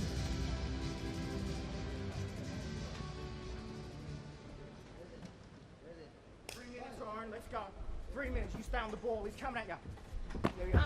Circle, circle, circle. Yeah, you can. In this third and final round here, Yes. we see a level change from Parmley. Orin, Big Parmley. takedown. Yes, Orin, Parmley. Great urgency with that Yes, double Orin, leg. Parmley. Straight to the Yes, back Orin, now. Parmley. Keep chasing, keep There you chasing. go. Both hooks Yes, in. Orin. Oh, he's going for the rear naked choke. can't quite see it. He's going palm to palm on it. Yeah, Difficult to see from short our vantage choke point. being set No, up. he's safe. He's safe, but they're using the hand to rip the head up. We're on top here, Dennis. He's not quite underneath the chin Position yet. not quite right. Gonna try and reposition. Beautiful work from Perry to get back up again. Left knee, when you make space. I'd like to see some more separation from Perry. Get the left Control hand. that right hand. Control his wrist. Dennis, let's get the head control That's here. all right. I want you to get your head Unhook under now, his and you're chin. going to turn hard. Dennis, let's get head Now we control, go. buddy. Head position and turn. Head control, yes. Head position, Nice let's work go. from Perry to get that head underneath the chin of Parmley.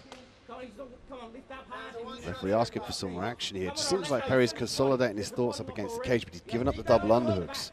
Stay in front from here, Dennis. Let's get the head position, Dennis. Dennis, head back under his Left chin. Yeah, knee, and choke grab shots. that wrist. And again, Grab the repull the left hand. wrist. But with your hips, left knee. Shots, shots, shots. Turn Come it on. down. Let's go. An interesting approach from Perry. I mean, given that he's had great success on the feet, it maybe potentially he wants to slow the pace of the fight down. Maybe he wants to regain some of the oxygen jet before he throws that barrage of punches towards the end of the round. Again, that hurt. That hurt. Dennis, Again, that hurt. He brought his knee up. Given the chance of a body lock being secured on and being taken down, I'm not sure this is where he wants to be. Yes. Come on.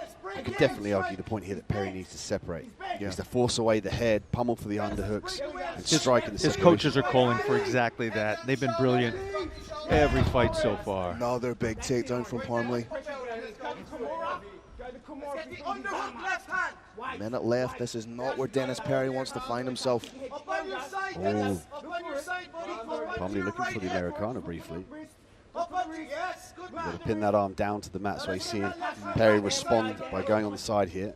But he potentially might open up an armbar. Get a half guard here, Dennis. There we go. Yeah, isolate. Kimura, Stick please. the underhook. Get the underhook. Kimura attempt here from Parmley. He accepted the half guard from Perry because he can still finish it. What he needs to do is go onto his knees here and put his head to the ground, get his posture up. Has that figure 4 grip through the Kimura. That half guard, of course, in grappling is the single most fruitful position in grappling, but in MMA, it's a little bit more like being half mounted. Oh, great scramble from Perry to the feet. Perry needs to separate and empty the tank with the strikes. Excellent job by Parmley, staying on that back. Short time now, 10 seconds. Left knee in the body. Yes, Orin. Break and strike, Dennis. Break and strike. Yes, Orin. Beautiful takedown. Oh, a grab of the cage there. An interesting fight. A round of applause from the crowd here. And this one's going to be interesting given the Point deduction. Yeah, the point deduction, and in particular that Team Oceania needs to go up 1 point. And currently now we have Ireland at 4 and Oceania at 3. Could be all to play for if Team Oceania get the win here. Nice right hook from Parmley. He did have some great striking close range, a nice tight guard. Given the multiple point deductions, there's absolutely no question who's going to win this bout. And it now is a little bit of a Hollywood moment. It now stands at 4-4. Two fighters, fight fans who are listening, who are watching, the two fighters right now are sitting side by side, arm in arm. That's a nice recounting the fight. That is what this sport is all about. Comradeship, brotherhood, friendship between nations. Dennis Perry, one of the real gentlemen of the amateur mixed martial arts scene.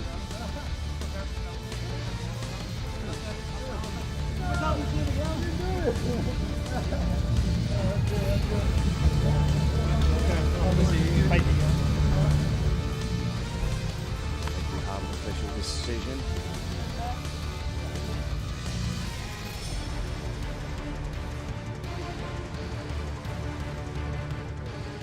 All right, ladies and gentlemen, after 3 rounds of action, we go to the judges' scorecards for a decision, who scored about as 30-26, 30-26, and 29-27.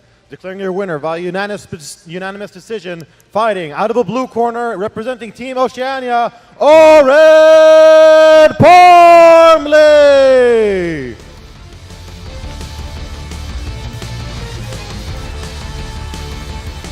All right, ladies and gentlemen, we are ready to continue with the final bout of the first bracket of competition. Introducing first, representing Team Oceania, Larry Adnan.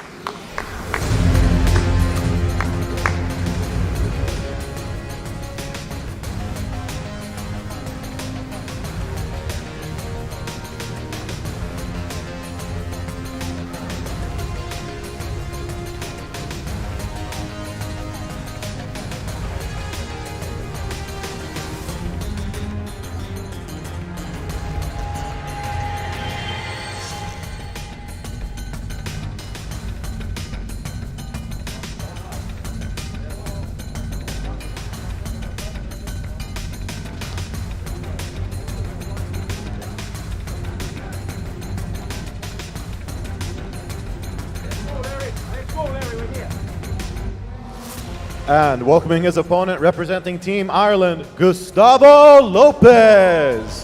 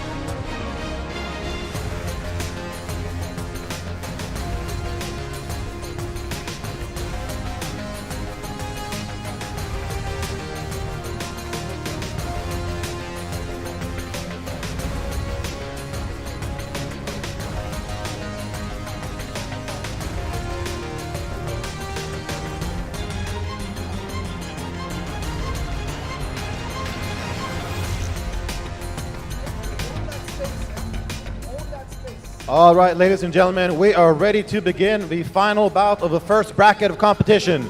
Introducing first, fighting out of a blue corner, representing Team Oceania, Larry Adnan! And introducing his opponent, fighting out of a red corner, representing Team Ireland, Gustavo Lopez! And the referee in charge of the action is Kevin David. 120.2 kilograms. Larry Adnan in the blue corner, Gustavo Lopez in the red. Let's go, let's go. As we know in MMA, especially with the heavyweights, Yeah, it let it just come to takes you, let it one come to you. shot. Pop that jab for me, Gustavo. Pop that jab. There you go. Nice And again. stiff jab from Gustavo. Just that. I want to Set congratulate down, all the Irish fighters and the Let's coaching play the staff. timing These on the right fighters have hand. done a Just pop brilliant that job jab. of listening to their corner's Pop that brilliant jab. instructions. There we go, Larry. Nice. Circle off. Circle off. Hey. Circle off. Nice head movement from Gustavo. Center. Yeah. Get out to the center. Watch the distance. Key for Lopez is just to own the space. He's got to implement his will first against Adnan. Adnan loves it when he's the one pressuring. He's very dominant from the top positions. We're going to see here. He needs to address that right underhook, however, from Lopez. The whole day, Larry. All right, show us what you got from this position. Lopez seemed to be happy to take that Nice position, work. Heavy. obviously with the Gotta start jiu-jitsu moving ability. him Go, Larry. Give it. Gotta start moving him here, Gustavo. Yeah, Let's good. rock Feed him. Nice deep forward. half guard from Lopez. Again, as you said, he's dipping the head just to make sure that he doesn't get struck too much because the back of the head's obviously illegal. Lovely, Larry. Lovely. But he's defending him. Go, So Larry, big go, Larry. shots. Go, Larry. Go, Larry. It's a big Go, man. Larry, give it. Gustavo, rock.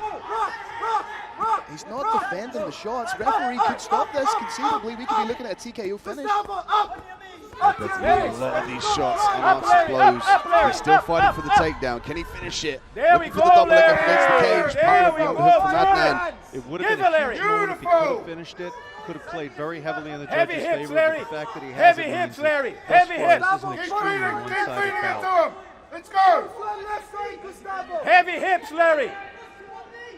He's just going to hold on there, Larry. So keep It's at more it. like Let's a go. jiu-jitsu match. Go, as Larry, opposed to go, a go. MMA match. Exactly what I was going to say. Larry, go. Lopez needs to get out of jiu-jitsu mode. He needs to get into MMA for jiu-jitsu mode, which is not holding the bottom position and eating all these shots. The referee's close. Adnan is literally beating his opponent down to the mat. Yeah, and if Adnan can sense from his periphery that the referee's there, it should prompt him to pour There on you the go, pressure Larry. from here to force a stoppage. Stay on his You can case, see Larry. here Stay Lopez on has his grabbed case. the arm, he's took one arm out of commission. That's the thing when you commit to the likes of a leg, a knee Gustavo, bar, stand something up, like that. let's You have go. to commit both Buddy, hands stop, or one ref. arm, which then Stop, leaves you ref. susceptible to the strikes. Gustavo, Buddy, Referee's stop, looking in ref. here, Adnan pouring on the pressure, looking Stop for the it. finish. Adnan needs Yes, to be wary Larry, of go. gassing Feed himself him. out if he doesn't get the Feed him. finish. Let's go. Stop it, ref. He's going to stop. Let's go, Also Larry. the fist here from Adnan. Yeah. He's looking to edge his way here. These aren't concussive shots, but it's the 30 accumulation seconds, that Larry. he's taking a look at. Rock forwards and back, Gustavo. Beautiful, Forward, Larry. back. Go, move it. Go, Also, go, he's go. mindful of the weight that these fighters have behind them. You're Size on does answer. You're on matter. answer. Go. Oh, he's extending the leg out here, could potentially be looking for the Larry, knee, but Larry. could use this to sweep as Larry. well, get to the top Up, position. up, up, up, up, up. He's going to step over here for the knee What's your knee, bar. Larry? Very short time now. He's going to hyperextend the Knee joint. bar's in place. Don't know if he has the time. There's a tap! There's a tap out there. Gustavo Lopez from Ireland forcing Larry Adnan to tap from the knee bar. What a Hollywood ending! Tied 4-4. Irish representative getting beaten down to the floor.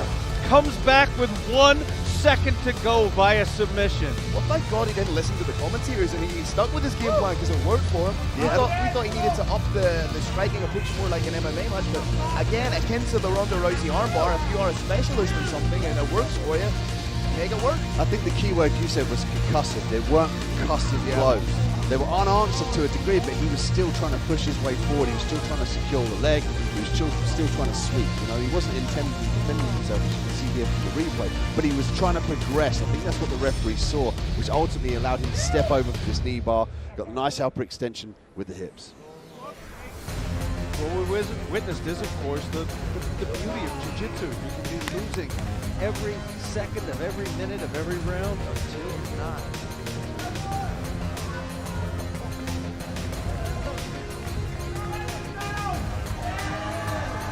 Gentlemen, that knee is apparently injured.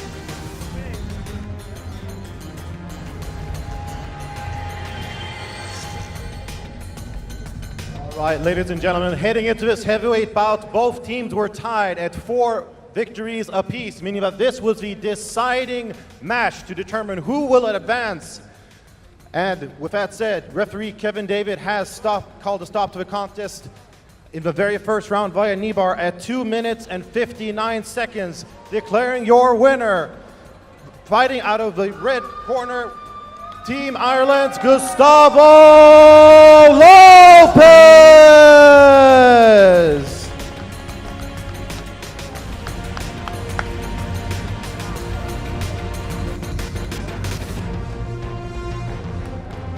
So this means that Team Oceania have been eliminated from the tournament and Team Ireland advances to the semi-finals tomorrow.